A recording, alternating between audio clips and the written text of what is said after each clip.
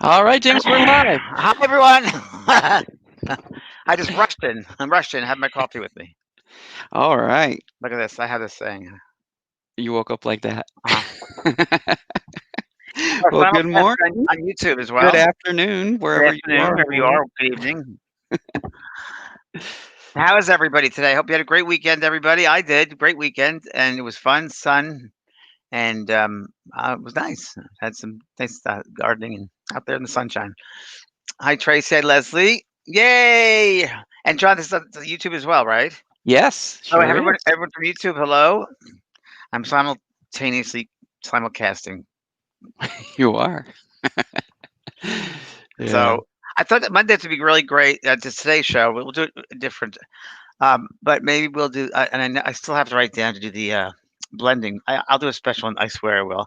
I just put on my calendar blending. I promised them last week I do this blending exercise, a blending exercise. I'm gonna come back maybe on Thursday, John. We'll figure something out this week to Okay. just do that exercise of blending because I know I promised everybody last week and I didn't get to it yet, so I just wrote it down. Yeah, and Thursday we've got the animal communication workshop as well. Oh, that's right. So I'll do that in the right. I'll do that around Yeah. 12 the hour in the 4 o'clock. Good, perfect. So Yeah. today You want, I thought, yeah, let's do that. Yes, animal communication. It's done. It very last week was really great, wasn't yeah, that? Was so sure wonderful. was. My God, Yeah. and we're gonna Samantha and I are gonna do more things together. We're gonna do actually. I'm gonna create a course with her with my school, and I'm gonna help her with Great. her course, her academy. She's such a great lady, and it's just such great work. Yeah. So, So that's coming okay. up on 9/3. Can you believe we're going into September tomorrow? I don't believe anything anymore. I don't believe anything anymore. I'm in a place of like, wow, okay, that's interesting. Wow, okay, okay. I'm just observing everything and not taking anything in, just observing it all. Because Y- that's what we should do. We should be, as you say, the observer, not the observer. So Yes. I'm observing and I'm not judging anything. I'm just absorbing and I'm observing and not judging, because you can't Yeah. judge. It's a good lesson in not judgment because you never know people's backgrounds, why people do certain things, why things happen, why situations in their life happen. You don't know from kind of this perspective. But when you pass over and you look back at your life, you understand, Mhm. oh, that's why that happened. Oh, that's the motivation that. And also, I'm writing a musical right now, which is all based upon that, which is based upon Oh, the cool. fact of what you think, what you do affects other people's lives. And at the end of life, in the life review, you look back and you see, oh my, that affected that person that had that experience, that happened, that because all my thoughts are my words. So yeah, it's really if we become responsible about that and observe the impact of our thoughts, words, and deeds, we would live different lives. We really Mm. would. We would live. Everyone would live a different life. I guarantee it. Guarantee it. Because you want to be met on the other side with positiveness, not negative or regret. So Yeah, that alone would change people's minds completely around the globe.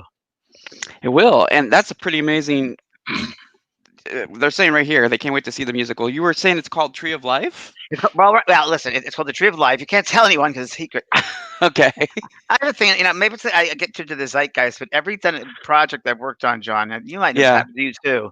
And I have the idea, I wrote down a treatment, I send it in, or I go have meetings with production companies, and they say, "Oh, we already have that idea." I'm like, "Bullshit! You Yeah. didn't have that idea. You stealing my idea." And they've stolen some ideas, and yeah, I had Oh, a couple of things. Let's see what else I thought about.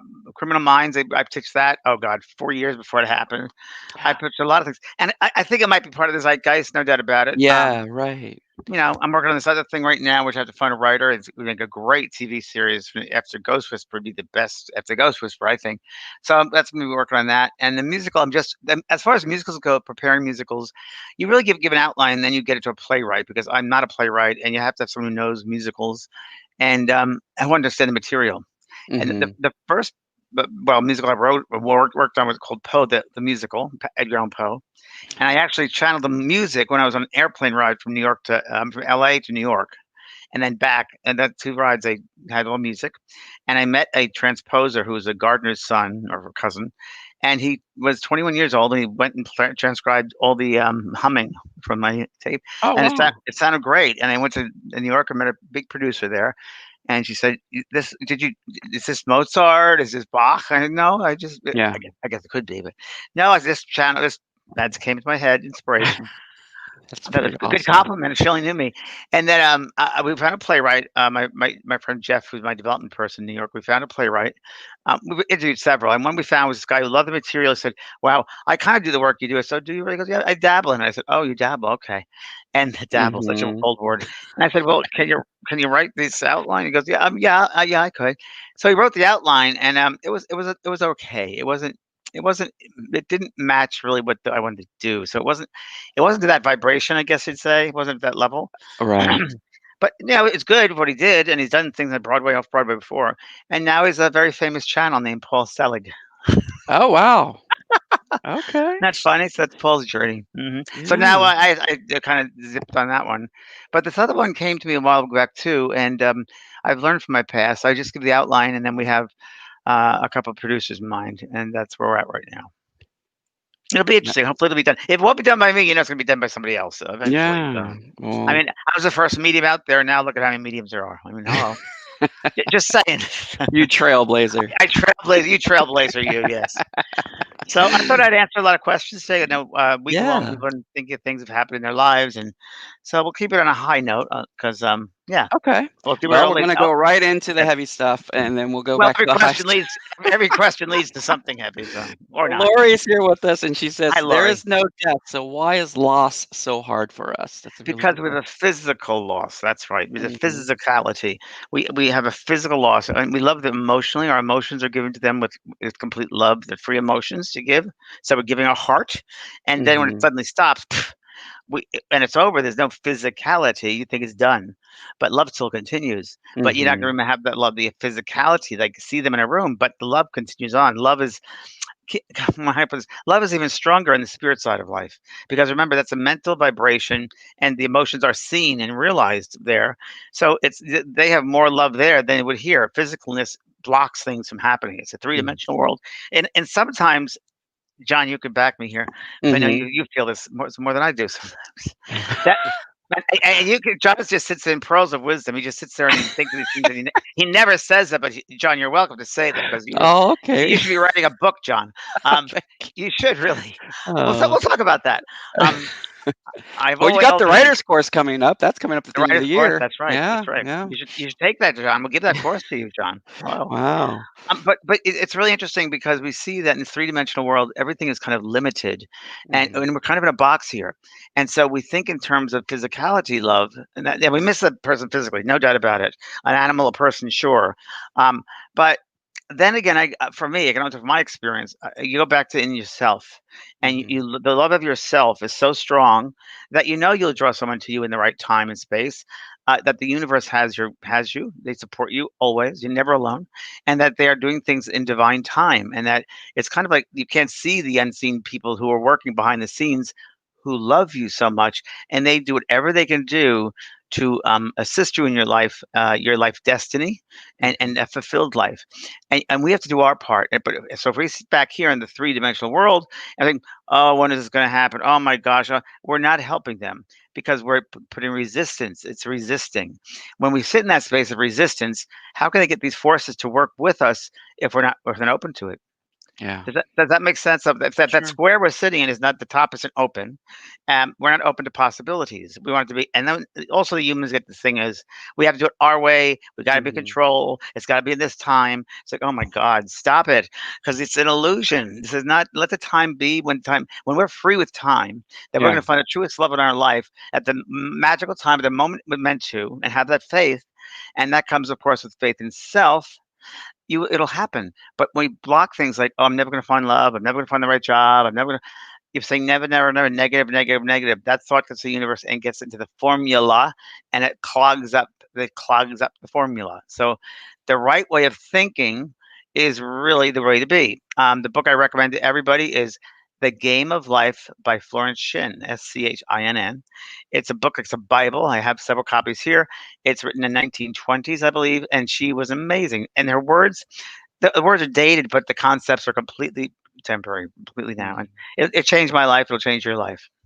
Okay. We'll put that in the comments so people can check Okay. that book out. The Okay. Game Thank of you. Life. All I'm right. having I knew I'd have long answers to these questions, but they're important. Yeah, no, for sure. So here we go. We have Patty with a question. If we see our past loved ones in a dream, but the events in the dream was nothing of significance, is that why? Well, actually, is that their way of still visiting us? They are just there in the dream with other family that are still in the physical world. They never speak. Hmm. Mm. It's great that you have number one. It's great you have a dream of a loved one. That's the number one way that they communicate is the dream state. So again, I'm helping everybody to open up the box. Right. I think in all this, well, they are. Spirit is setting these. John is working. The spirit world works through John. He's the one that picks questions. Uh, still here, John. Okay. Um, it really is a sense of when you have a dream, the number one way they communicate is the dream state. The Hmm. dream state. Now, what is the dream state? See, that opens up the Pandora's box now. Right. The dream state, you open yourself up, you're going through it's different levels of consciousness, different levels of awareness. So we are spirits, or we are souls having a human experience. Which means, oh, here's a good one. Thank you, Spirit. They just gave me this analogy. Thank you. So think of it as a fish tank with a Okay. fish swimming around. And at night, we can jump out of the tank and explore a whole new world. So in a way, we're in the fish tank here. So at Yeah. night, every soul leaves their body. Every single night, the soul will leave the body, and it's painless. You don't remember it consciously. You don't remember it consciously, but you will. Your consciousness might this consciousness of the physical world might be able to pick up, if you will, experiences that you've had in the dream state. There are different types of dream states. There's sometimes you have dreams and you just kind of the soul hangs out over the body and the mental processes that this body needs and rest, it happens. Or you will go to the other side and see your loved ones and family and friends. Or they might come visit you with your living ones, and maybe in a scene that hasn't happened yet, or show you that you should belong together. I had a dream of a sister of mine, and we were in a parade, and we're in a Oh. parade, and we're waving in the parade, and we're turning a corner, and she looks over, and there's a moment of her life, and she said, "Wow." I said, "Look, there's a moment of your life." And she said, "Yeah, that's it. It's good. I'm not interested about that now." But it was very interesting. And the things happen like that. They'll show you things. Mhm. You can also see things before they happen because, we're outside of time when we're over Mhm. there. Time only exists in this linear three-dimensional world. But when we leave the body, we're out of time. So you can see things in the future. And our loved ones in the physical earth can go with us and see them. Yeah. Okay. Okay. And speaking of dreams, uh, Lesia is saying, what does it mean when you see Mother Mary in your dream? Mother Mary in your dream. So people like to humanize that and take that into, oh, Mother Mary must be my guide. I Mm. think that's not true. Sorry for all those people who think that. I think it's the energy of Mother Mary that you're talking about. So I think that you Okay. have that maybe Mother Mary energy. So what I would do with that, Lisa, was Lisa, I would look up her and look up all of her characteristics and what can you relate to with her, and that's what you should do, and then live that way, or live if it feels right to you. But that's what I think that is about. That you are maybe in that vibration, the energy of her. Okay. Great. That's for everyone, even Michael the Archangel. So would she be considered one of the ascended masters? I don't know. I don't know enough about her. Okay. I, All right. guides have guides who have guides. So who knows what level she's Right. on? Some people down here are more than she is, and if you want to measure it that way, as far as the humans, steps. But it's just aware of pureness and awareness. Mhm. There are many, many levels, and that's interesting. People think the guides are just a certain level, but they have guides, and then they have guides, and beyond that, you're. I'm going to go too far, stretching Okay. this brain too far. Well, we're getting that same question we always get, which is a difficult one, but what happens to people that commit suicide? Do they pass over? Well, where the heck would they be? No, I don't know where else they'd be. So suicide's very different. I mean, John, how many times have you been asked this question, right? Right. Okay, so here we go. For those who have not heard this yet, so suicides, from my experience of suicides, that Mhm. the soul comes back to this school. These are all lessons. Remember, they are all lessons, no matter what they are, and they're hard lessons in life. And one of them is losing a child. I think it's the hardest lesson, and that also could be through suicide or overdosing or a heart attack or whatever, or a car accident. That's Right. a hard one. Suicide, and I've had a lot in my family suicides. I'm sure everyone has. There are Mm. different reasons why a soul does chooses to do that. Number one, there might be that maybe they had a bad relationship with someone emotionally. My cousin Pat, who was like my sister, she killed herself because this guy couldn't love her. Okay, Mhm. and my brother-in-law shot himself, and that Oh, was I'm sorry. bad. Yeah. Yeah, that was a bad one. And why did he do that with four kids left over? We don't know. Um, you can't cut school. This is our school. If you cut school, you can't do that. So some of them, not all suicides. Some suicides will have to come back and really try to learn that lesson over again. and life will be set up in another lifetime where similar situations happen, and the soul is being tested. Will they go through learning that lesson, or will they choose once again not to? And there Mhm. are sometimes some souls get to that point unconsciously, of course, and it's I can't go on, I can't go on. Okay, that's one suicide. There's also a suicide of someone who says, you know what, my Google stock just dropped. I can't take it and I'm leaving. Well, that's a very different situation. So it's always the intent behind the act in everything in life. It's the intent behind the act. Okay, Sure. intent behind the act. So the intent of the woman that did suicide with Google drop stock, that's not too great because they'll realize, wow, I should have stayed it out. I had this great body. I was given this wonderful, incredible body, this wonderful, incredible opportunity called life on planet Earth, on school Earth, which everybody's dying to get in. Sorry, I had to say it. Everyone really wants to come back. It's terrible. I got to keep myself amused because this topic. People, no, but Right. it's very true. It's that people are waiting. This place is one of the greatest opportunity schools out there where we have free will. We have free will to live and learn. Not every planet, and there are many planets. There are millions of galaxies and so forth. So who knows? But this particular planet, they tell me, is one of the ones we grow from the most. And the hardest lessons in life are the ones we go grow with the most. So Mhm. that's a big one. So for instance, suicide with children, if someone dies as a child, and the parents have a choice. They can either grieve for the rest of their lives, be professional grievers, or they can use that experience, go through the natural grieving process, and then eventually let that child's death help them. And Mhm. and I've seen that from many many parents. So proud that they've used the opportunity to help other parents. They've started organizations. They've written books.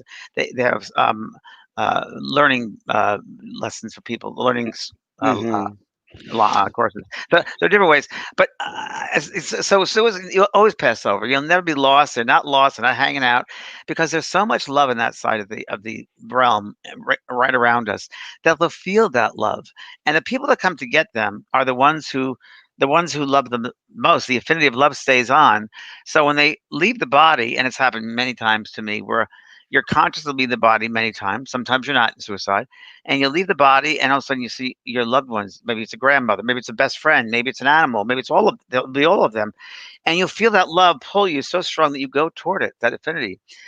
What happens with some suicides is when they say that they lost, they're not lost. Never, ever, ever. A Okay. soul is always found, and the one thing they might regret, or when they look back at their lives, oh, I should have done this, I should have done that. But if they had a mental disorder, it's a whole different thing because they didn't Sure. have the capacity to do it. Mhm. So that's my answer. Okay. I Well, know, long Alina, answers today. well, earlier, Lena, she has this question for you because you Mhm, mentioned that we grow on other planets and galaxies and all of mhm, that. So mhm, why mhm, is mhm. growth slower here than on? Oh, that's a good question. Very good question. So again, this is a very limited answer because I don't know everything. I don't. I just know it Right. from a three-dimensional point of view.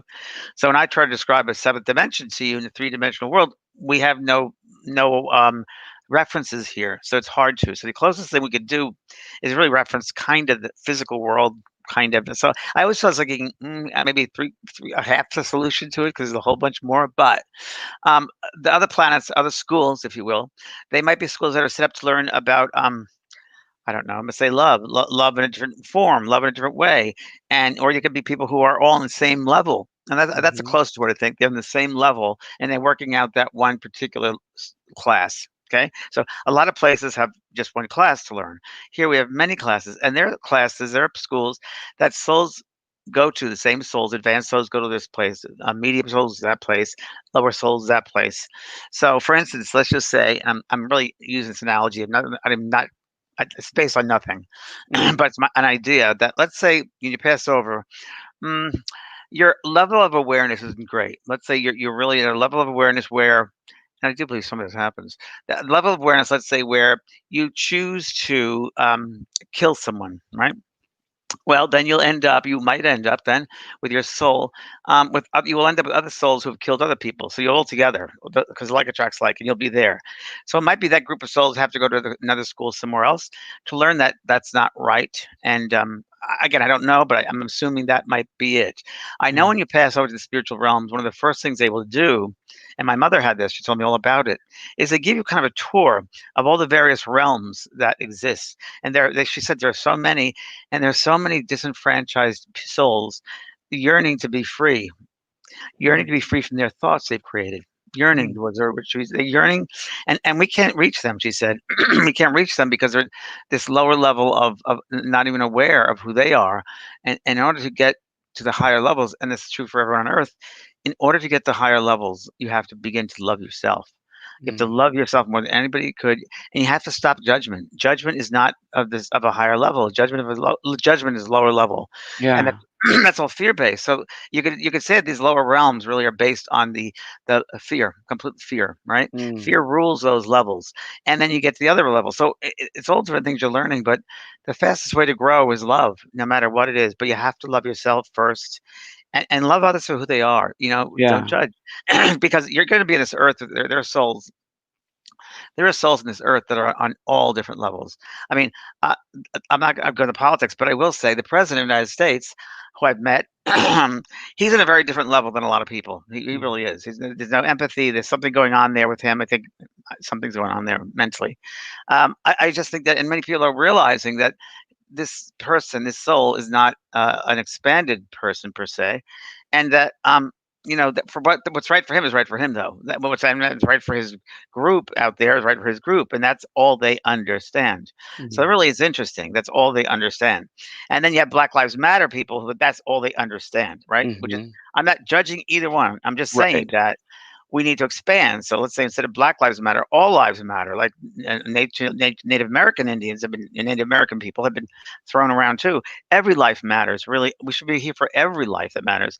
And people that are abusing of those should be called and responsible for it. And that's what we need. We need to work together, and we need uniformity, and everybody has to respect each other. I've often said that when you look for God, is God. God. I was raised Catholic. Jesus on the cross. I'm like, Mhm. and that traumatized me, that event, by the way. When I Oh, I went to bet. oh, Yeah. yeah, first communion, I saw Jesus on the cross hanging out with blood coming down, like, Oh, that's horrible. I mean, to the child, what are you showing right. them? Yeah. So, anyway, I think that when people ask about God, I think God can be found in the diversity of people because the universe creates all these lights, and they're all different, and we should celebrate the difference and learn from the differences, not judge them, but learn from them. Because something, whether people are a lower level than you or a higher level than you, it doesn't Mhm. matter. What are you learning from them? And if it resonates as truth within your soul, then take it. It's food for the soul. And if it doesn't, then put it aside because it's not right for you at that moment. But I love what you said, "Love lifts us up," and Love lifts us that up. It song does. actually gets caught in my Oh, mind oh, about the is that a love lifts song? us up where we belong. Yeah. Who's Do you that know that? by? I think it's Joe Cocker and Jennifer Warren, that "Love Oh, lifts us that's up where we great. belong." Yeah. Yeah. See, John, you're just a font of information. Amanda says, "How do we know the difference between our intuition and our ego speaking?" Oh, that's a good one. That's Yeah. a good one. It's a subtle one. It's a subtle one, Amanda. And the only way I can answer it is this: when you think about something, you're using your head. When you feel something, you're using your heart. So you can always practice that. So the intuition is your soul speaking to you, and Mhm. you use your intuitive self every day if you allow yourself. But sometimes the brain gets caught up in it. So you could do exercise every day. Do a little exercise every day, which is like something like I got to change my references. I'm going back in time. I'm old. We don't get mail anymore. Um, so okay, we do this all the time. The phone rings. Who is it? Now, Yeah. if somebody called you at 10 o'clock every morning, no. But if it's spontaneous, who's calling me at this time? Try to intuit. Try to feel who's calling you. When you Mhm. meet somebody for the first time, before you go to meet them, let's say there's a dinner date. In times when you have a dinner date these days, try to, and you've never met them before, and you haven't seen a picture of them, perhaps you can, in your mind's eye, feel what they look like. What do they feel like that? Samantha Curry, the lady we spoke about with the animal communication Mhm. course, she was explaining it beautifully when she works with animals. She feels the animal first. She'll be inside them. She'll feel what it feels like to be them. So use your feelings instead of your head, because you use your head for accounting work, technical work, different things in life, but you feel your way through. Use your heart, not your head, and Love you'll know that the answer. difference. You'll feel the difference. Yeah. It's a Yeah. subtle difference. Okay. So intuition is feeling and the brain is thinking or the mind is Yes, thinking. and the analogy I like to use also is I use this a lot is with mediumship, but it really is the same thing. So when you're feeling something, you're kind of surrendering to that feeling. So if you like trying to catch a feather that's floating down, if you put your hand out gently, you'll see the feather. But if you'll try to chase that feather using the head, you won't get the feather. But if Mhm. you use the feeling and take the time and surrender to the feeling, it'll land. Love that. Good So one. this is a good one to sort of expand on that question. Can you explain the gut feeling we all experience? Is it just nerves or is it more of a premonition? It's a feeling. It's emotion. It's an emotional connection. Mhm. Your soul has you because you feel with your soul. We I don't know how Shirley told us this the other day. How many thoughts can the brain? 10,000 a day or something like that. You feel is a gut feeling. What's your first impression? Is your soul speaking to you? Your first impression when Yeah. you walk into a room you've never been before. What do you feel in that room? When you go to an elevator, this is when we could without masks. You go to an elevator, you walk in there, two or three people. What do you feel with them? Mhm. And I'm not saying get into their energy space, but what do you feel the energy around them? Because everybody has an auric field. A nice person, mean person, honest person, dishonest person. What do you feel? I will tell you now. The more I've had the past, I don't know. It took me for a while too, and I've done this 40 years. But I'd say the past 20 something years, maybe, yeah, but 20 years. I went totally with my intuition and everything, everything. And it's interesting. I'm dealing with I have a stock market guy, and I'm saying, tell him what to do, and he goes, "That doesn't make sense." I said, "I know, but I feel that." Yeah, So, okay. and a lot of Trust your times people, intuition. Yeah. like when I was working at Paramount, a 9 to 5 job, and I did the spiritual work. I had to choose between getting a 9 to 5 job at Paramount Studios, which I wanted to do, sitcom writing, Mhm. and do a 9 to 5 job preparing contracts, which might have led to something else, or to do spiritual readings to help people spiritually. And that was a big choice. And what did I had to feel about it? And I felt I knew because it's a knowingness. The gut feeling is also a knowingness. And I Mhm. knew inside me, deep inside my heart, I knew that this work with spirit is the strongest work possible and it will help millions of people. And I didn't know how. It didn't make sense to the brain. The brain couldn't calculate how could that make sense. It's not in the box. Try to live outside the box is the best way to describe it. Also, I lived outside the box. It was a test of faith a lesson of faith, and I did the right thing for my soul. And when you do the right thing, here's another way of looking at it. So when you make choices in life, and choices are all based upon love or fear. That's all it is. Mhm. Love is your soul too. Love is part of who you are. You love yourself enough, you'll know it feels right for you. And if you fear this some kind of limitation or I'm not sure about that, that's your head getting in the way. So it's Okay. what your first gut feeling is. First feeling. Okay. Long Well, then answers, I know, but I have that's to do okay. this. Kathy's saying, "Can you explain the difference between the spirit and the soul? Is there a Mhm, difference?" mhm. Oh, wow. Okay. Kathy, it's a great question. A lot of people should know this, and they don't. So Yeah. thank you for pointing it out because a lot of people get mixed up with the two, including spiritualists.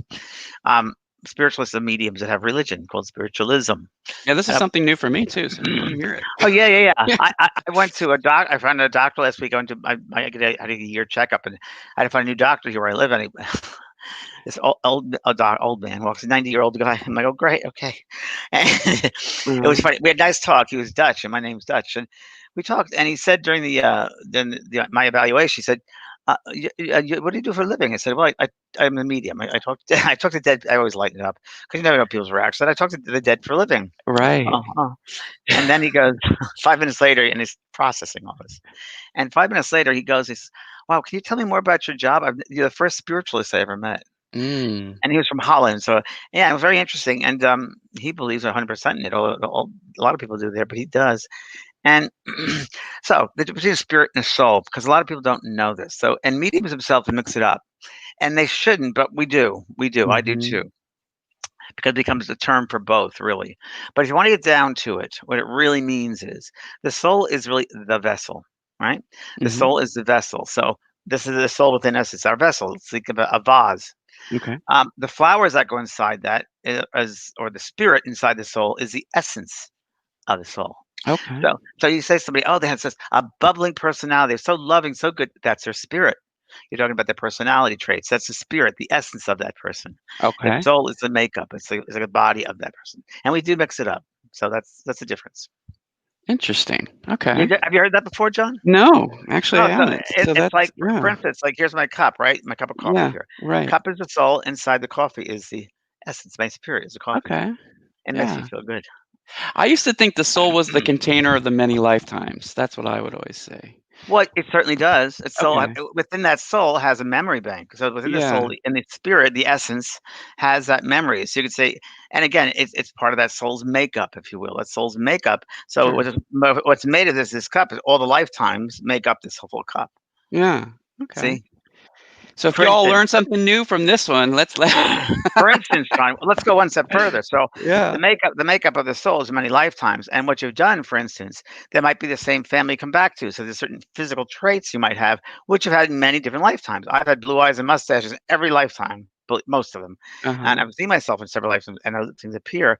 But we might have same type of physical body. We might like the way we feel that way. Might have to come back and change it just a little bit. So we tend to come back with very similar traits. Um, my ex-husband Brian, we loved Helen Keller, just loved Helen Keller Mm. from early on an age, and he read every one of her books and books about her. And we were living in Laguna Beach at the time, and I was down in the dining room, and he was looking at the computer, and he started screaming. I said, and he never screams. I said, Brian, what's the matter? And he said, look. He showed me a picture of the Perkins School, the man who created the Perkins School that her teacher Annie Sullivan went to, and it was Perkins. And Mr. Perkins created it, and Mr. Perkins looks exactly like Brian. Oh, The wow. nose, the eyes, the hair. The hairstyle was different, but and everybody I show it to, including Dr. Brian Weiss, who's the foremost Yeah. regression in the country, say, "Wow, I've seen many of these. It's closest." And then, of course, I went to see what Mrs. Perkins' wife looked like, which was probably getting me, and she wasn't a very attractive lady. So I said, "Oh, that can't be me. Somebody else." Oh, James. But it's really interesting because a lot of people have done that. They go back and they look into the see, oh, there's some character traits. Uh-huh. Uh-huh. So it makes sense, right? Building the soul, and yeah, there you go. Yeah, yeah. Yeah, 'cause I always thought the body was the vessel and the soul was, inside the Well, you body. I could, never well, really knew there was a difference between spirit. I thought spirit was, you know, before they actually go into the light. So I thought that it no, was, yeah, the so essence, but you also have the energetic body too. You have remember that your emotional body, energetic body, mental body. So all okay. these bodies that come together and in layers. We say they're layers, right? We say they're Mhm. layers, and this just physical layer is the densest layer of our many bodies. I think there are 5 other layers of us levels in it within us, Mhm. Mhm. which make up the Okay. soul. Yeah. All So right. this physical body could be part of the soul. You could say that, but there are more bodies to just this physical body. And it's Okay. the essence that keeps those bodies working. That it's almost like I guess the blood, keep things running, moving on. And we're electrical system. Yeah. Okay. Well, Lori's asking another question. She says, "What is the difference between suffering and growing?" Now that's a Ha- choice, right? ha- Stop it. That's the answer. You choose how you want to have the Yeah. experience. So Yeah. you can become, oh my God, poor pitiful me. Oh my God, I'm never gonna be the same. Oh my God. Or you can say, wow, that's interesting. What have I learned from this? Oh, I Mhm. never would have looked that way. And you can be the victim and live your whole life in victim consciousness. And Yeah. you can live in what Eckhart Tolle calls a pain body and everything's poor and pitiful me. This happens to me. Why me? Oh well, me. That becomes your life. That Mhm. choice in life really doesn't get you too far. And you soon find that you don't have many friends. No one is going to hang out with you because you're. Ugh. It's not a suffering; it's a lesson to learn, and the hardest lessons are the ones we grow from the most. So look at it as a lesson, not a suffering. Mhm. You can choose to be suffering, right, John? You can choose if you want to. Right. Sure, Right. Right. it's your Well, choice. it's We always have a choice. life is a choose your own adventure. That's right. Remember That's those right. books back in the day? No, I don't Yeah. remember the books. What No? book? No. No, it's like you open the book and then it says, "Okay, if you wanna go this way, then go to page 52. If you wanna Oh, go this way, then really? go to page 108." Yeah. What's the name of No? that book? What's the name of that? They're called Choose Your Own Adventure books. Yeah, check them I've out. No? You've Wow. never heard of that before, Never heard James? of them, but I'm You old. gotta be kidding me. You're younger No, than I am. Chooser. they've been around for a long time. Can you put that a link on? Can you put the name on there in the chat? Sure, get Netflix is actually doing, like, choose your own adventure movies now, so, I mean, so it's based on that What? kinda concept, yeah. Well, that's great. That's great. Yeah, That's getting out there. That's very good. It's very yeah, good. see? Wow, People that's know, good. look, they say, "Love those books." Leah says she love if you all know what a choose your own adventure book is, let us know in the I'm sorry. I comments. was writing books at the time. I What look, don't know. from the '80s and '90s. Yeah, Really? yeah, Damn. I yeah. know. Wow. I'm sorry. You Thank you. I should learned do something that would new. be a really cool book for you to do, actually. One of your next books, do a choose your own adventure spiritual book. There you go. See, I learn every time I do these things. I'm gonna write I this down. know. We're giving our ideas away live on the air. So I cannot believe that I did not never heard of them. Maybe it's for the cover I'd know, but wow. Thank you. yeah, sure. Wow. That's cool. I'm glad I'm teaching you something Well, because, like we always. said, teacher, student, student, That's teacher, right. That's interchangeable right. role, right? Exactly right. Exactly. So Angie's saying, "Why do I get headaches when I'm around negative people?" Hmm. Why are you around negative people? Okay. But then she Hmm. could be an empath, right? And Exactly. picking So what up, you're doing, yeah. you're exactly right. So you're an empath. Mhm. Highly so tools for the highly sensitive person is you should get that. Right, that's awesome, of That's my course. school. That's it. You Yeah, definitely need that because yeah, there are some people that excuse me. There are some people that come back. A frog in my throat. Excuse me. There are some people that come back with they're wired differently, is what I can yeah. say. So there are those that are wired very sensitively, which you are, Angie, definitely, and Mhm. I am John. As a lot of people here on the page Right. watching this now are, and we're wired at a very high sensitive point. So yeah, you have to learn. I'm not say protection. I don't like to say that because I don't think we need Mhm. protection, but we do need to be responsible for the space we have. We got to be responsible for our field, the energy field around us, and we got to make that. Let's say empower that, make that even stronger, because it would pick up things easily. And Mhm. you want to just be aware that it doesn't that you do empower yourself every morning in the shower when you take a shower. After cleaning the physical body, I imagine golden light comes to the body and enlightens every soul, every cell, muscle, fiber, and any energy of other people, any negative thoughts. I imagine that that's leaving my body. Imagination is great. And Yeah. you to leave the body out of your fingertips and out of your toes. Any negative energy, any other people's energy, and then do your whole energy fields, your auric fields, same thing. The light Mhm. glows and it works, and you'll It be there. does. It does, and it works, and Mhm. you'll be like a minute or 2, and you go back and get this feeling of, "Oh, I feel like myself again. Oh, I feel centered again," and you are, and that's when you wanna put the white light around you, because white light you have to white light is great at keeping things from coming in, but it also keeps things that are in to go out. So you wanna make sure you're cleansed before you use a white light. So then I will say, "May God go before me and show me the way." Now, the word God and the word love have the same vibrational frequency. So you really want to program, if you will, the frequency every day. It's like cleaning yourself off and getting ready for a new day. Mhm. I tell you, when you do that, life changes because only like attracts like, and you'll draw to only those people in your life who are on that same vibration. I cannot tell you how many people have left my life, how many people just quickly left my life when I started doing this, and to this day they still leave my life. I mean, a lot of people, family people, and friends, and a lot of people. It's just Yeah. it's vibrational. They can't put up with that vibration. It's not right for them. It's just not right for them.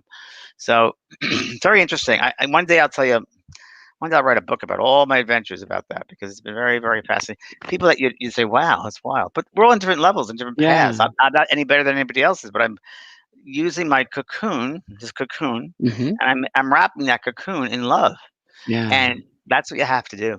Okay, Wrap your cocoon in love. Love that. I know that just came in. Thanks.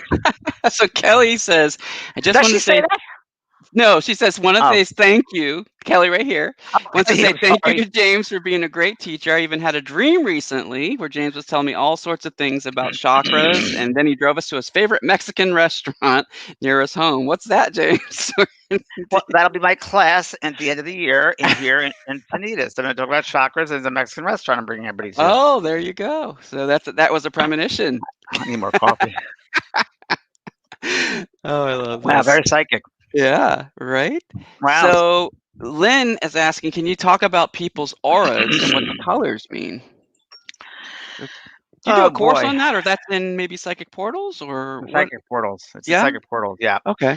it's more in depth than psychic portals. I can just tell you that I can just generally. This is a general because there are people that are much more excellent than I am at knowing this stuff. So I don't want to get it wrong. But from I'll just Mhm. give it very general. And there are different layers to the auric field, and usually the field extends. Again, we're using human rules for an etheric Mhm. kind of Sure. thing here. So we have, let's say, we'll start with the base chakra, with the red. So red not only means can mean survival and security around, but red also can mean someone that is very grounded around them. Mhm. Orange could be emotional, a very emotional person. It's also you see emotions, they're running their emotions. You'll see orange in the auric field, and you'll have different interpreters too. By the way, there are people who interpret it differently. This is just how I interpret it. Yeah. Yellow, when I see yellow, it's a very mental person. They're always thinking, thinking, thinking. They tend to worry. Orange, we see orange around people. They tend to be warriors too, and they tend to be emotionally charged, emotional warriors. Um, that being said, there was a wonderful, and Kay Ray was his name, the psychic, incredible psychic I went to. She's passed over now, but we were good friends. And she had a book called The Psychic Is You, which you should definitely get. You should put that up, John. The The Psychic Is psychic You. is Jew? But Okay. The Psychic Is You, YOU, by Uh-huh. Kathleen Ray, RHEA. Okay. I'll It's put out of that in the print, but I think comments. they might be able to get it somehow on Amazon. Oh, And is she it? talks Okay. about yeah, she talks about when people and she gave me a reading of a chart I still use. And when she meets people, she has an outline of a person's body, and she has an emotional reactor, mental reactor, emotional reactor, and it depends on how they will react to situations. They use their emotions, they think about it, they worry about it, or do they, it's or they physically react to something. Physical Mhm. reactors, emotional reactors, mental reactors. So it's a good book. So it's kind of that too. It's almost like a lot of yellow to me is someone who's always thinking, thinking, thinking, thinking. Now, if they yellow down here, it's very different down in the solar plexus. That's about psychic energy. So a lot of green around people could be love and compassion and healing. Like a lot of healers with green lights around the green colors. Purple, very purple indigo, very spiritual person, aspirations, great ideas. Blue is all many times expressions, creativeness, a lot of creative people. And yellow, what else do we have there? And that really, when you see that New York field, it's not like you're seeing just a layer of red. It can be mixed with orange and purple and blue. If you're feeling sad that day or depressed, the auric field comes closer to the body. If you're free, loving, joy, happy, it goes out, it extends out. And there are different pockets of the different colors. And don't ask me what that means because I don't know that. I don't know Mhm. that. But anyway, that's basically what it is for me. For So me. have you had one of those Krillian, photographers do your aura picture before? Yes, I have had it, and it's very interesting because people come up to me at workshops and say, "Look at my aura photo. Look at my aura photo." And I said, Yeah. "Wow, that's beautiful for that moment in time." Yeah, so it's Because changing. they change their thoughts. Your thoughts will create the different colors. So all of your thoughts create the colors in your auric field. So that person Mhm. that got that photography done, 5 minutes later would look different because her thoughts are different. So the Mhm. auric field registers, if you will. It's a map of your thoughts. Whatever you are thinking is portrayed with the Interesting. colors, and the Okay. type of thoughts that you have is also portrayed. So if you're angry with someone, really, really angry, there'll be a lot of red, and you'll see like points there. Mm. It happens a lot. If you're depressed, a lot of depression, you see the gray and the earth comes closer. I've seen it all. I've seen it all. I've seen it. I remember demonstrations. I see people stand up in the audience, and I bow. I bow because their energy field is so expansive and light and loving. I said, "Oh my God, you must do spiritual work. You've got to be a spiritual worker." Yes, I'm a nun. Well, there you go. So Uh-huh. it's interesting. I've had that. I love that to have that experience because, like, wow, I want to achieve what you. I want to achieve that point. Because they're all learning, and the quickest way is love. But yeah, that's it. There's great books on aura reading out there. I wish I Yeah. could recommend some, but don't have my books close enough to me to tell you some. But yeah, I'll have to work on that one for the website. Aura. Okay. Yeah, I think Dougal Fraser, doesn't he do a lot with colors and Yes, auras? Dougal Okay. Fraser, someone never should look up. Yes, Dougal Fraser. You know Dougal Fraser. You Yeah. can put his information. He's the best. He's great. He reads auras. Yeah. Yeah. He's Yeah. great. And Danny is saying, what are the beautiful squiggling lights that are seen when relaxing the eyes, especially outside and inside the house? When I relax, I see these lights or looks like sun heat flowing in the house. Plus, I see a vibration of stationary objects.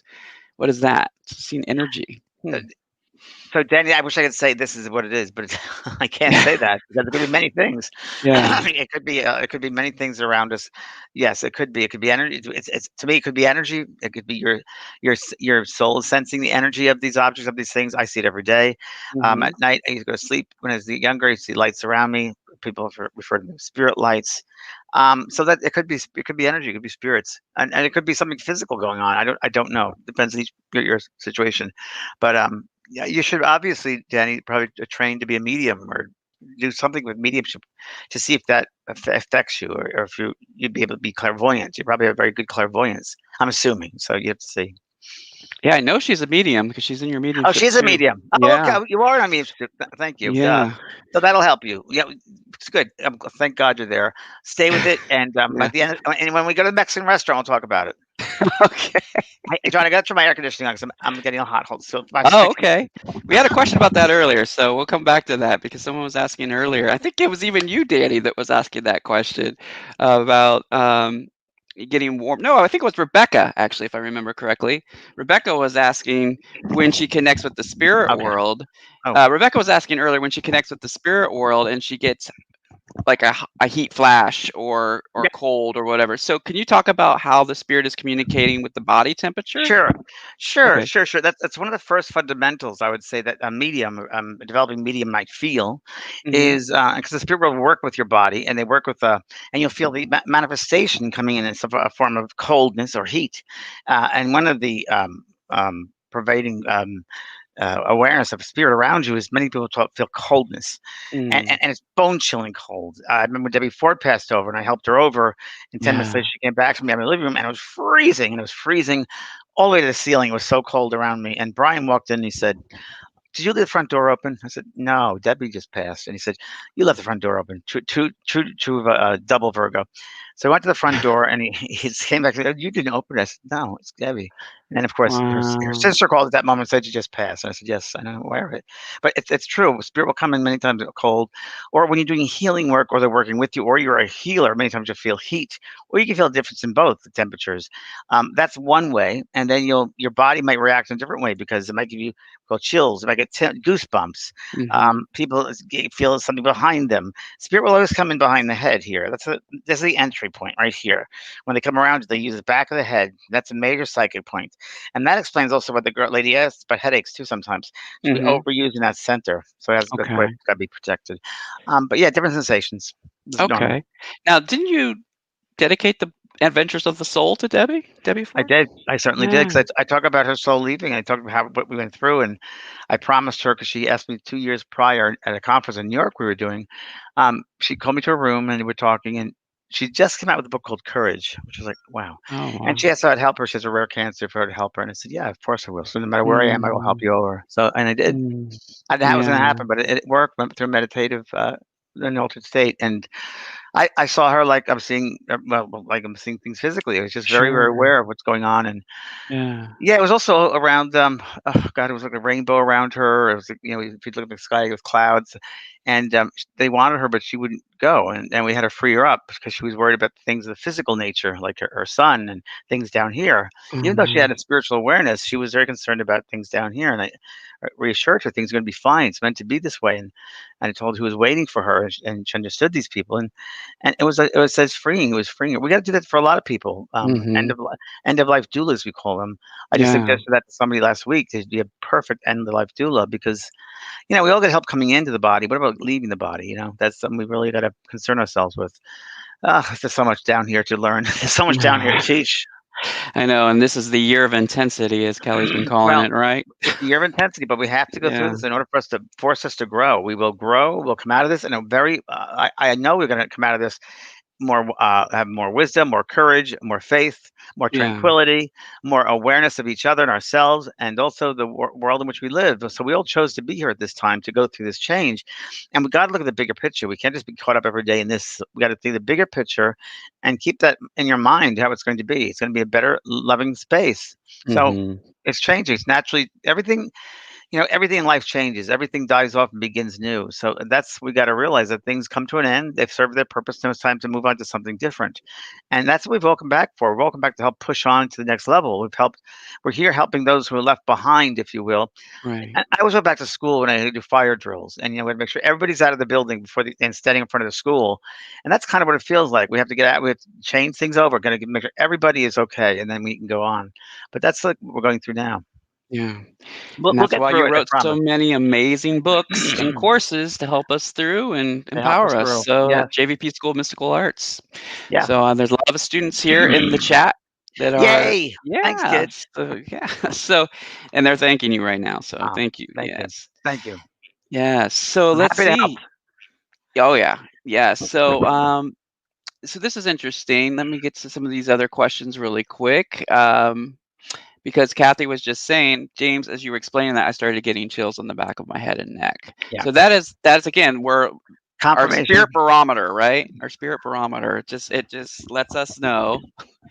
Yeah. And when you Our were spirit talking earlier about barometer. That's great. yeah, John, let me try. Samantha the other day said our antenna. Our antenna, that's antennas. a good one. That's Yeah, good. That. Yeah. yeah. Yeah, so I when I get a feeling, it's sometimes it's like a cool breeze just sort of Yep. swifting by, and That's that's your sign. Your sign of yeah, validation. Everyone yeah, has it. Everyone should use that more.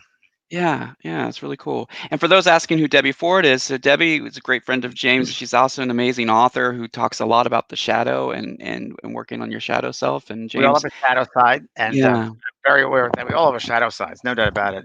And yeah, it's really looking at that shadow and healing that, and whether it's an addiction, whether that's judgments, whether it's lots of addictions like gambling. She talks about addiction a lot, but it's hmm personality traits. It's certain things that you have to look at, that the dark side of yourself, and choose to let that go. And a lot of people don't. A lot of people live in the dark side of themselves. But it's hmm yeah, she's written some great books on that. yeah, sure has. And she's still writing over there. She's still writing. She's just doing it a different way, she said. Okay. Then, so She's in that way, don't they work with somebody here on Earth to correct. channel a book? That is correct. Okay. She's inspiring others. She comes and she said she has 3 on her team right now, 3 books that she's working on with the people. And Oh, that's she awesome. loves being an inspiration. So So it could be someone that's maybe someone who followed her or was a teacher for her, and then she's like channeling so that they she, can continue her work, maybe? I don't know. It could Would you be. do Could something like that, James, when you cross over? Would you channel with some things through your students to keep your work going and keep the messages flowing? we'll have to wait and see, John. I'm not sure. Yeah. Hey, I know. I mean, that's just Rest something a little bit and interesting do to think something about. different. Yeah, that's interesting. Right, that'll be Well, a part of my soul. It's always a part of your soul, so there'll definitely be an right. interest there. You see, again, the things that have helped me a lot in my journey with spirituality, and believe it or not, it really has helped. Yeah. Leslie Flint's work, and Leslie Flint was a great physical Right. medium, and Yeah. you can listen to his spirits come through. It was on the internet. The Yeah. Leslie Flint Foundation, the Leslie Flint Trust Foundation, I think it is, and there are recordings of spirits from the 1930s to the 1980s, and I was there at 3 of his seances, and spirit came through, and they set up this artificial voice box through ectoplasm. That's a substance that's extracted from the medium mostly, but everybody has ectoplasm. But the level of ectoplasm comes out more of the medium. So, like for instance, I have a lot of ectoplasm. I'm told I'm a good physical medium, but I never wanted to go there. But it comes out of your ears, your nose, your mouth, and sometimes when you're sitting in a development circle, you actually start feeling this tingling in your ears or your nose. You'll feel this, and I've felt it come out of me. Now, if there was Mhm. a camera that could pick it up, which they have had, that showed people spirit photos once before here, and in Leslie's case, they formed an artificial larynx, and the spirit used it somehow. They described it as it's kind of a catcher's mask, you would call it, like a catcher's mask in baseball. And they said you have to really concentrate your thoughts into that box, and it comes out sounding like their voice that was on the earth. And you can hear this in Leslie Flynn's tapes. The most amazing experiences. People talk about Mm. how they died, what it was like when they went over there, Wow. and more than one has said, "Oh, it's very natural." There's always a lot of British and English and Scottish and Irish people coming through. And I'll never forget. I hear, "Oh, it's all very natural. No needs to fear death." Oh my, no, no, no. You have much harder times on the earth than here. She goes over here. It's very natural. It's very, very Mhm. natural. Everything's in perfect position they should be. And Oscar Wilde came through once, and he said, "In your world, it's it's sinful to be natural, but now it's natural to be sinful." Wow. So It's a very natural this place. is a loaded question, and we could probably do a whole hour just on this. But what are your thoughts on reincarnation? This is from Sarah. Oh, yeah, we could do a whole thing on this. Mhm. Brian Weiss's book, Many Lives, Many Masters. You definitely should Yep. read that. We're a soul, and a soul chooses to come back to different schools to learn. Mhm. The Earth is one school, like I said before, and then there are other souls as well. So, my experience is that we come back to this level to learn certain earthly things, physical things, and but again, there are other places that your soul goes to, and I do believe you gain experience and you gain awareness by different lifetimes. Yeah. I didn't eat breakfast yet. Oh, I had some milk. That's what this is. I did have some milk. That's cereal. Um, and it was like I'm lactose free and lactose intolerant. I had lactose in it. That's what this is. Oh, so it's messing I up your I your messed up. larynx. I, yeah, So really. it's affecting your larynx. I chose the wrong container of milk. I've done that before too. It's like, what? I don't like this kind of juice. Anyway, Uh, autopilot. So what happens is, yeah, they come through. So the soul goes to the Earth is one place. There are many places, but there's no time. So remember, this yeah. linear time is only the three-dimensional world. So you can be living several lifetimes at once. You can be in the 1800s and or another planet, or in the future in 2517, or and in those experiences go through help this experience here now. I believe it's quantum physics, so it's a lot more than I can describe. But I do believe you come back with the same soul groups. You come back, as I said this many times. The analogy I love to use is Shakespeare. And Shakespeare wrote, "The world is a stage, and we're merely players upon it." And that's very true. We change the characters of the play, and the play will continue as long as it has to until the ending, the resolution happens. So you might be the mother in another lifetime, might be the grandmother, the son that committed suicide. We've taken all these different roles, so we all can learn from each other what that role is about. And once, let's say, your role is over on stage, then you go backstage, and maybe you're a stagehand, maybe you're helping from behind the scenes, maybe you're a lighting director. So I like to use that. So we choose to come back. We don't have to come back. We don't have to go anywhere. But we find when we get to the other side, the natural world, that this is really what it is we have a natural vibration, a natural place of living. Why don't I go for 60, 70 years? That'll be nothing like that in the scheme of time. So sure, that'll help my soul, and I can experience more beautiful things if I do that and come back here. It'll be even more beautiful. Then I'll do that. So that's what we choose to do that. Yes, and even in past lives, no doubt about it. And the other Mhm. question is, how can you talk to somebody if they're reincarnated? And I say, well, you're looking at it very linear because it's not just black and white. This is 80% of the soul's outside the body, only 20% is in the body. I know there's Mhm. percentages, right? But there's the analogies there. And so the outside of that soul may begin to experience different types of things. And when you leave the body physically, all 20% leaves the body, you go back to that level of awareness, that level of consciousness of a soul. And you see things in perspective. Oh, you just lived this life on earth, this school. And don't take it all. As Oscar Wilde said, "Don't take it all so seriously." My goodness, you people get caught up in the seriousness of life. It should be fun and live because it's going to be over in a moment. That was good. I like that. I know I got him down listening to that tape over and over. He was really a character, Oscar Wilde, way before Well, his time. So Lori is thanking you for the Leslie Flint recordings. thanks, Laurie. Hey, Laurie. Yeah, so you had a Laguna 5-day workshop, Yep. and it Yep. was absolutely phenomenal. So just thank you for that. Thanks, So, Laurie. Good to see you, sweetheart. yeah. Always thinking of you. Yeah, so we're about 56 minutes in, James, and I know your I could do voice like is I could. Yeah, my voice. okay. Yeah, I'd do like 10 more minutes, John. Okay. 10 more minutes, you got it. And we've got a lot. And I'm trying, bear with me, we've got so many coming in, I can't keep up. So I'm just How many going we back got? and scrolling through. Well, there's over 1,000 people watching, but it's Oh my just a God. matter of going through because, on Facebook and on YouTube at the same time, and I'm trying to grab some from Thanks, each. Sean. So, yeah. Thanks, everybody. And if you don't reach me here, we have these. We have these on the school, right? In the school, these are Well, recorded. I actually, think these are my channel. they're archived on your YouTube channel and also on your Facebook under video section. Yeah, Yeah, so so you can catch all the past ones, and there's some great past Soul Cares. I used to do there them every definitely day. are. Yeah, they've turned into a lot of Q&As because a lot of you have questions, and we try not Yep, to answer the same question every week, but we do get the same questions a because lot we of have the new time. people. So yeah, but you're right. If you go back and watch the archives, you'll get a lot more You'll information get to know about. me even more. Now that's a good thing, or Yeah, it's a good thing. Yeah, and then you have speaking of the YouTube oh no, channel though, you have you got to say James it. Ugh. Darcy coming up. So talk about that a little The bit. first episode is already on. Is it? I think it went up. James Darcy's an idea that I had with the team about doing a channel for YouTube, and just on Yeah. spiritual topics like balance is one of them. And I fall off, of course, of this hammock I'm on. No balance. I do an example of having balance and no balance, and Okay. aesthetically what's going on. I bring you through a tour of my gardens that I created here at my house, which I worked really hard doing that. And I talk about in upcoming episodes. I talk about the essence of the flowers, the plants, the aesthetics. Oh I'm wow. going to interview a wonderful person who's a scientist, an arborist, and knows a lot about gardening and trees and how it helps us. I talk about movement with the yoga master I'm working with. I talk about I give a whole example of who I am because a lot of people don't know my background. So I do an introduction about my background, which is a lot there at this age. And it's just a nice way.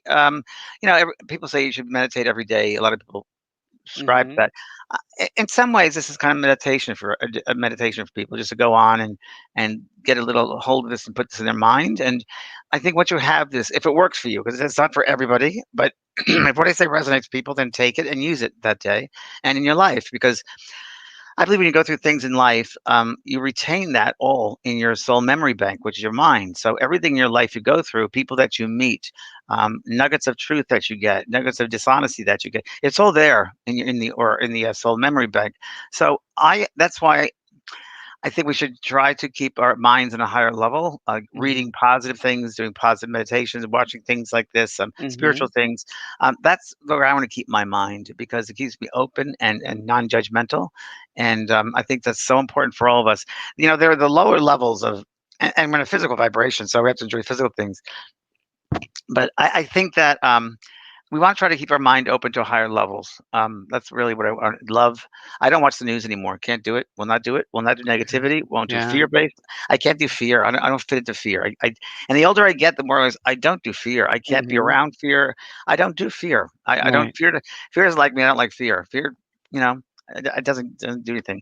I'm aware of certain things that might happen. I'm aware of certain things to take precautions of things, but Mhm. I live with love. I try to live with love as best as I can. Because Yeah. fear is ample here. I mean, we have so much fear in this earth. Come So on, true. Yeah. but not enough Exactly. love. So we have to be the love we want Let the love lift you up. and observe. Don't absorb. Exactly. So Right. Karen has a question. It's a personal question, but it's one for all of us in many ways. I mean, when we're hard on ourselves, what does that Oh, mean? oh, it's so Yeah. hard. Yeah. Well, when you're hard on yourself, so there could be many reasons why you're hard on yourself, but I find that one of the main reasons we're hard on ourselves, if we go back to our childhood, right? Mhm. So we could have many lifetimes where there was some kind of something that happened to us in that lifetime. We carried over from lifetime to lifetime to learn. And in this lifetime, I think it goes back to childhood. I came up with that course I have. Um, which one? 28 Days Total Transformation. That course, Okay. I think. But there are a bunch of courses there. But Yeah. I find in my experience of working with a lot of people who have they don't have self love. And it comes Yeah. back to this. It's a limit. There's a limited amount of loving yourself, and you're learning that from a very young age. And you have to look at where you grow, or how you grew up, who you grew up with, what your family was like, where did you live with the family, things. It can all come down to. And I remember this actually happened to someone. One girl had trauma from a young childhood, and she was 7 years old, and her best friend stole her pink bunny. And years later, and that was traumatized her as a 7 but the pig Mhm. bunny, and she never had, she was always, as she got older, she always hated stuffed animals, and I think she went to a regressionist, and they brought her back to this childhood memory, and because the pink bunny was stolen from her, she always associated that with the stuffed animals as she grew older. So if there's a sense in your child that you don't love yourself, then there must have been something that created that activated that, and that could be one of the lessons you're learning this whole time, this lifetime. So you can now choose, Karen, and you obviously have because you wouldn't be on this space right now. You wouldn't be on the Zoom Mhm. or the YouTube channel right now if your soul didn't bring you here. Right. So Yeah. now you're given the choice. Do you want to go back in time and look? You can do it on your own too. Go back in your memory to, oh, I go back to like 3 years old to 10. What vital situations come out and stands there to be healed? And are you angry at someone? Why don't you? Is there a sense of not loving yourself? Did someone say something bad to you that you used as you grew up? Because that, so you got to go back and explore all that. Um, I think what we did in 28-day transformation course, they do that, but it's a hard course because it's every day you have to do it. But there's some Mhm. other courses there too you could look up. But you need to work on yourself. That's all. That's Yeah. what it means, and you need to, because oftentimes I'll say to people, and John, you've heard me say this many times, that Yeah. I'll be working on a Zoom call with someone, and I think it's been with a psychic reading night, I think, and or is it this mediumship, and the spirit will say, you need to love yourself more. Why don't you love yourself? You feel like you've given Right. yourself your whole life to everybody else, but you left nothing for yourself. And if Mhm. we tend to give, we have nothing left. We're depleted, and then we get exhausted and tired, and we blame, and we get angry and resentful, and it's all because we gave so much. We didn't keep anything for ourselves, and we're worthy. I grew up Catholic, and I always go back to that because I think I was brainwashed when I was a young kid, staring at that altar, watching the mass when I didn't know what the hell I was looking at. But it was Mm. so I always get this sense of an Yeah. altar, that we are that altar. We have to keep it clean and purity, and we're the vessel of God's love, and we Mhm. have to have that love. We are that love. Why do you keep yourself back from loving yourself? So do something today or this week that you really love to do for your heart. So mine is gardening. I love that. I'm gonna start painting again. I haven't painted in a while. I'm gonna start painting again. I love that too. Good. Stuff that really sings to your soul, brings your heart passion. And this is a great time for that. I mean, It's a great time. This transformational time is a great time because yeah. that will get into your mindset. If you do something that loves Mhm. you, you'll get into that mindset. And when you start thinking bad of yourself, think of something you love about yourself. And then that's what Ray is asking. How do you love yourself? Find things that you love about yourself. What do you like? Make a list of 10 things you love about yourself. Mhm. So, I believe it was a famous psychologist, and forgive me, I'm just paraphrasing here.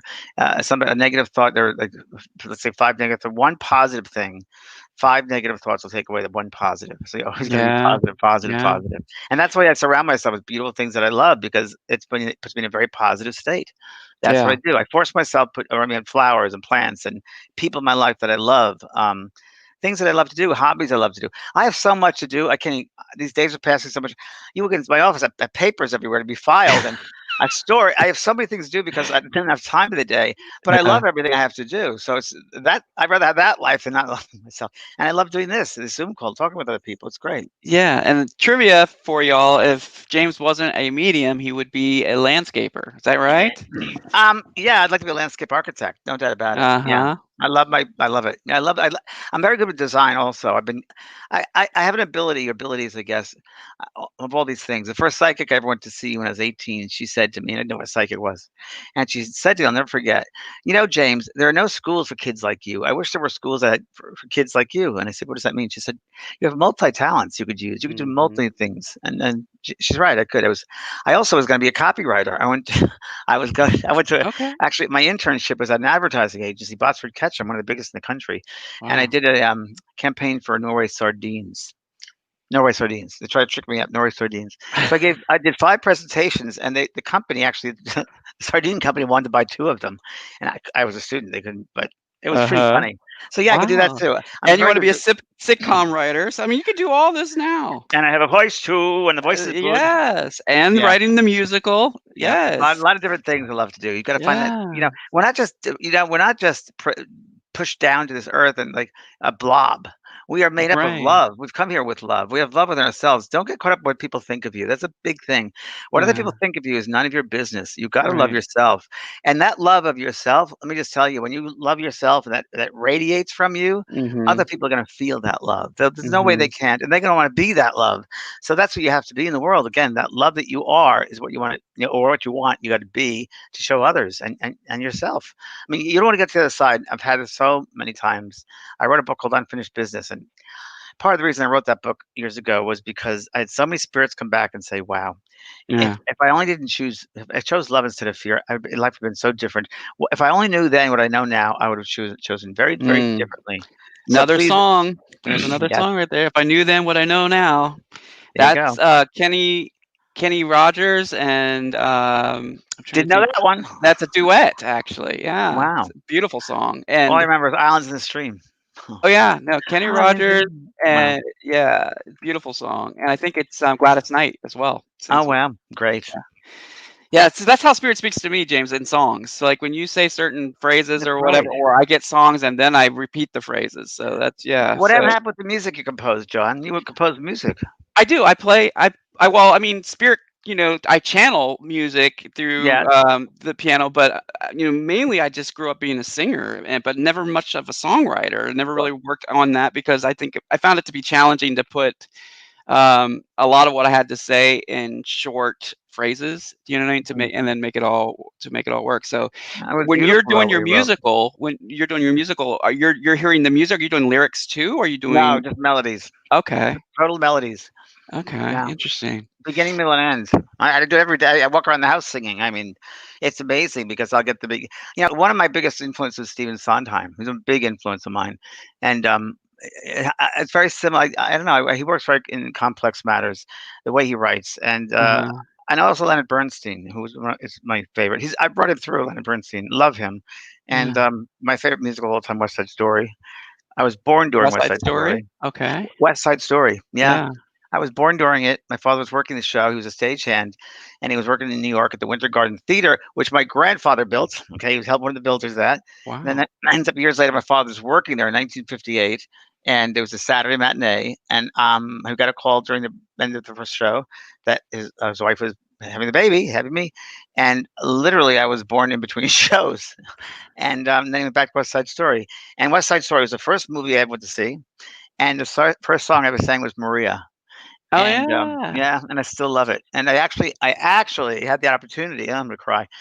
A year Mm. and a half ago, to go to a Hollywood event up in high up in the big thing up there, the place to do the Oscars, and right behind me was Bernardo, the guy that played Bernardo.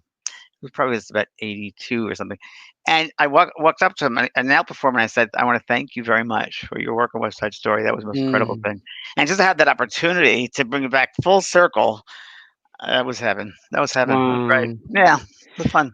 Well, if the soul is so expansive and, then we could be doing multiple things that we enjoy just in different dimensions maybe. If we allow ourselves, and if we Yeah, don't criticize ourselves, like, "Oh, I can't paint." It doesn't Don't do that. yeah. Try it.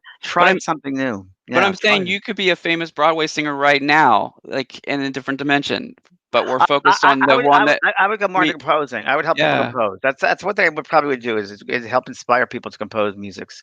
And I know that's where I'm getting it from. I'm being inspired by yeah, Leonard Bernstein and other people up there. I know I am, and because the melodies sound very similar to some of their stuff, and it's just it's a I guess they say a mixture of classical and contemporary classical Broadway.